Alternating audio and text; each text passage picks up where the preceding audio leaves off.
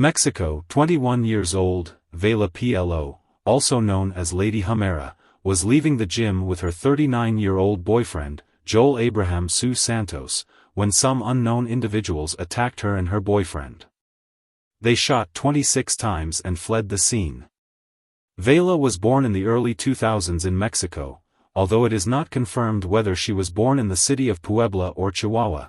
Information regarding her childhood and family is scarce. Only her mother's name, Viridiana Pto Jerez, is known. Since she was a child, she dazzled due to her beauty and blonde hair. However, her public notoriety was not due to her beauty but was because of a video that she posted on her social media when she was only 15 years old, where she forced one of her classmates to kneel and ask for forgiveness because she was speaking badly about her and her mother. This video went viral in Mexico and caused internet users to nickname her Lady Humiliator. In addition, this event unleashed an unprecedented controversy in Puebla regarding mistreatment and harassment, especially in school environments. The enormous public exposure of the case led Vielka's mother, Viridiana, to hold a press conference where she apologized to the young girl attacked in the video and assured that she did not justify her daughter's attitudes. The woman assured that Vielka would change her behavior, but at the same time, in a certain way, she did justify what happened by stating that her daughter had also been a victim of similar behavior by other young girls. On the other hand, she assured that her family had no ties to organized crime. After that incident, the family chose to keep a low profile.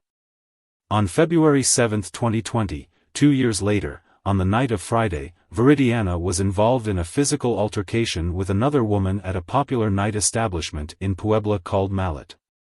According to her, it was apparently revealed that Vielka's mother was under the influence of alcohol when she started a confrontation in the local bathroom. During the confrontation, Viridiana threw the woman to the ground twice. The aggression was so intense that the waiters and customers of the establishment were unable to contain her.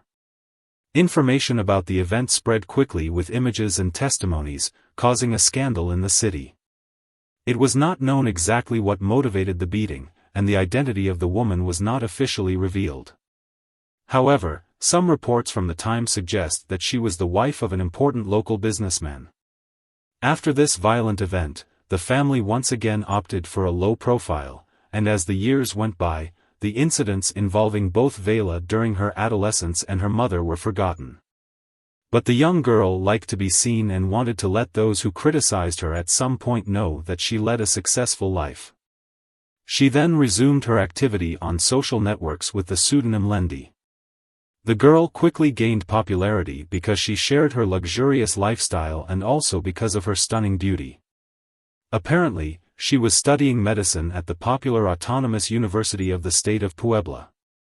In addition to these studies, Vielka also managed 2 businesses, one called Vendi Shop, focused on the sale of high-end Arabic perfumes, and another called Vendi Beauty, which offered hair care treatments and aesthetic enhancement services. In addition, according to her social networks, she occasionally also participated in some sessions as a photography model. In August 2023, Vielka reported the theft of one of her original Dolce & Gabbana bags while she was at a night establishment called Rada located in Cholula.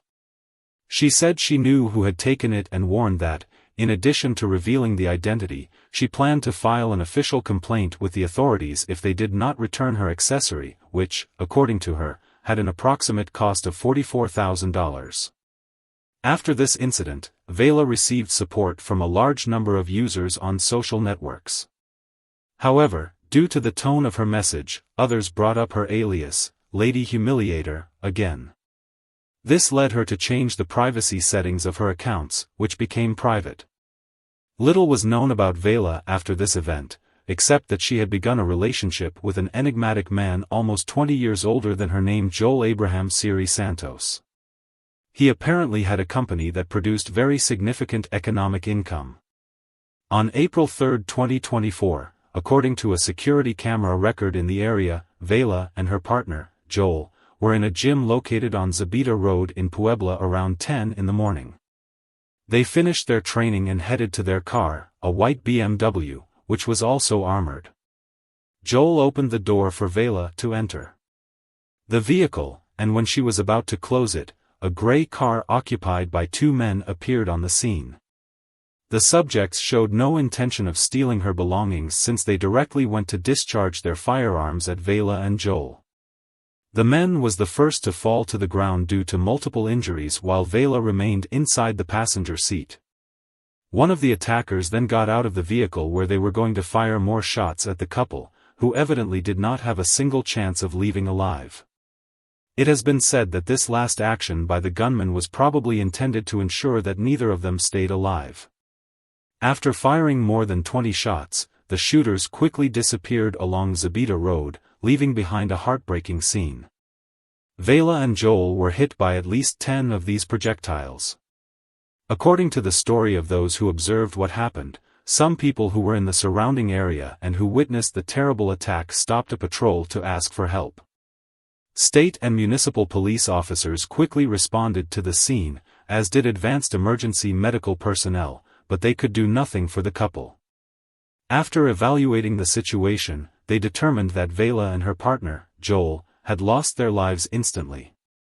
A few minutes later, the area was cordoned off and guarded by ministerial agents and experts from the Attorney General's office of the state of Puebla to carry out all the corresponding procedures.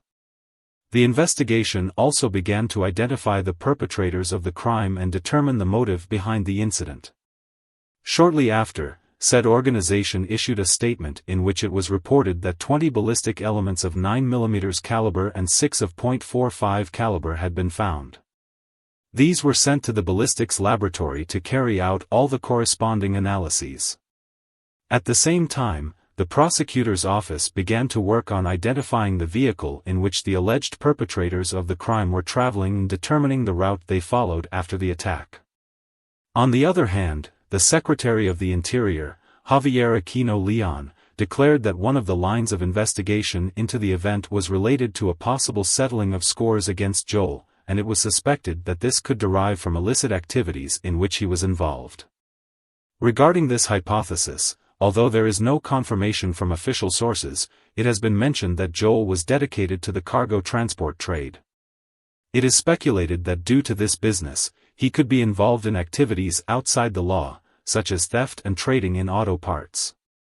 On April 4, 2023, the Secretary of the Interior of Puebla made new statements about the case. He reported that authorities would investigate all people who had ties to both Vielka and her boyfriend while the justice system and the Puebla police began investigations into what had happened. Social networks became a sounding board for the event.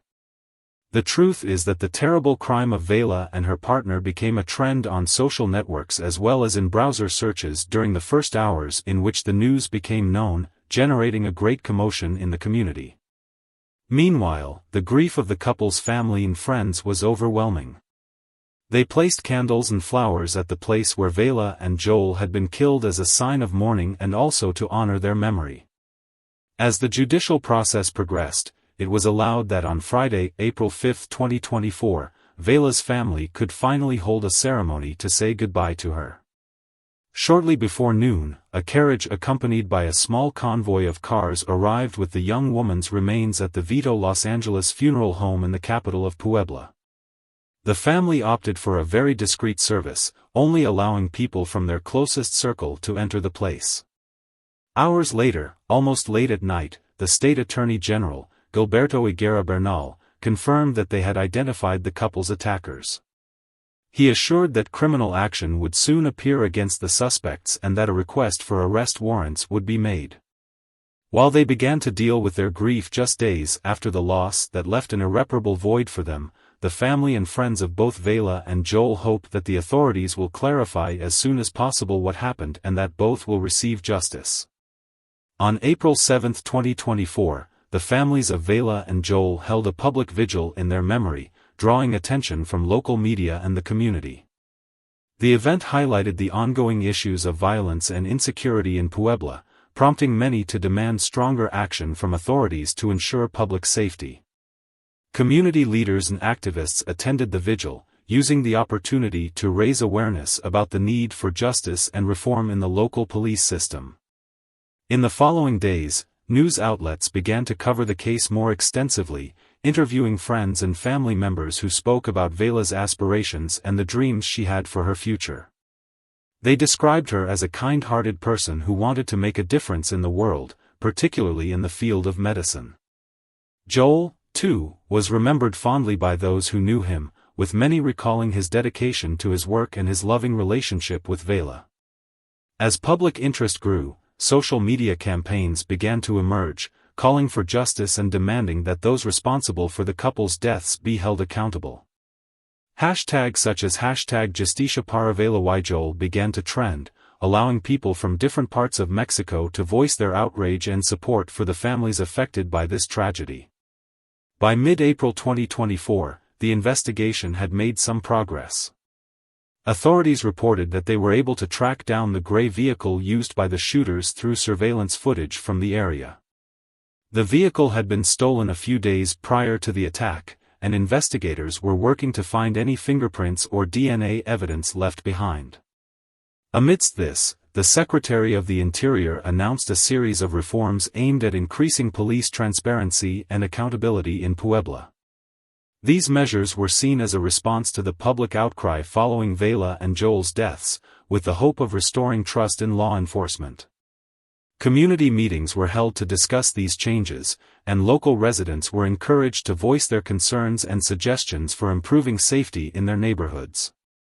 As the months passed, the investigation continued to unfold, with periodic updates released by the Attorney General's office. However, the families of Vela and Joel remained anxious for concrete results and justice for their loved ones. The emotional toll of the loss weighed heavily on them, but they remained determined to see the case through to the end. In late April, as the first month without Vela and Joel came to a close, the community organized another memorial event. This time, it was held at the gym where the couple had been attacked. Attendees included friends, family, and concerned citizens who gathered to honor Vela and Joel's memory. Candles were lit, and heartfelt speeches were made, highlighting the impact that the couple had on their lives. The public memorial not only served as a tribute to Vela and Joel but also as a rallying cry for change. As they mourned, attendees expressed their desire for a safer environment for all citizens and reiterated the importance of justice for victims of violence. As summer approached, the investigation continued, with authorities promising to leave no stone unturned. The families held on to hope that justice would prevail, as the community stood together in solidarity, demanding accountability and change in the wake of this tragedy.